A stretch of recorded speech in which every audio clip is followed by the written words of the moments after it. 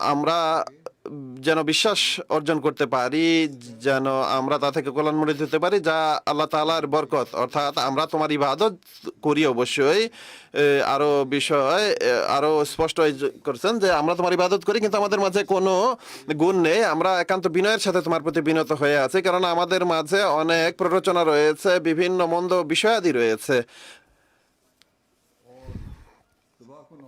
আর ধ্বংসাত্মক সব ধারণা আমাদের মনে বিরাজ করছে। বিভিন্ন অনেক জাতির মাঝে এই কুধারণার বিষয় অনেক বেশি দেখা যায়। আমরা পুরোপুরি আশ্বস্ত নই।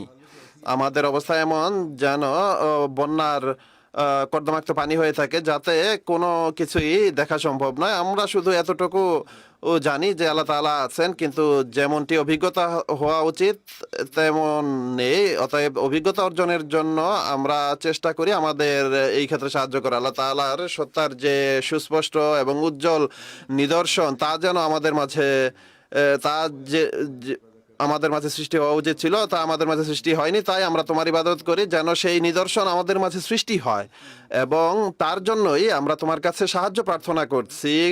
কেননা এখন পর্যন্ত আমাদের অবস্থা এই যে আমরা শুধুমাত্র শোনা কথার উপর ঈমান এনেছি। আমরা চাই যেন আমরা ব্যক্তিগত অভিজ্ঞতা অর্জন করতে পারি, তোমার ইলকা অর্জন করতে পারি, তোমার দোয়া কবুলিয়তের নিদর্শনও দেখতে পারি, এবং আমাদের ইবাদতের স্বাদও যেন আমরা লাভ করতে পারি। তাই আমরা তোমার কাছে সাহায্য চাই যে হে আল্লাহ, তুমি আমাদের সেই অবস্থা দেখাও যেন আমরা বাস্তবিক অর্থেই তোমার ইবাদতের বাস্তবতাকে অনুধাবন করতে পারি। এরপর তিনি বলেন যে ইয়াকা নাস্তাইন বলো, এরপর যে আমরা তোমার কাছে সাহায্য চাই, আর একান্ত আগ্রহ এবং নিষ্ঠা অর্জনের জন্য, আধ্যাত্মিকভাবে তোমার ডাকে সাড়া দেওয়ার জন্য, আর আনন্দ এবং নূর লাভের জন্য, আর আনন্দের পোশাকের সাথে আত্মতৃপ্তি লাভের জন্য তোমার কাছে সাহায্য চাই, যেন আমরা বিশ্বাসের ময়দানে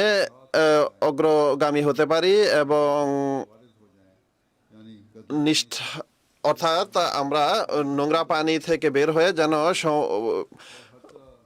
পরিষ্কার পানির সমুদ্রে সাঁতার কাটতে পারি, এবং চতুর্দিকে যেন আমরা তোমার নূর এবং মারেফাতের উজ্জ্বলতা আমরা দেখতে পাই।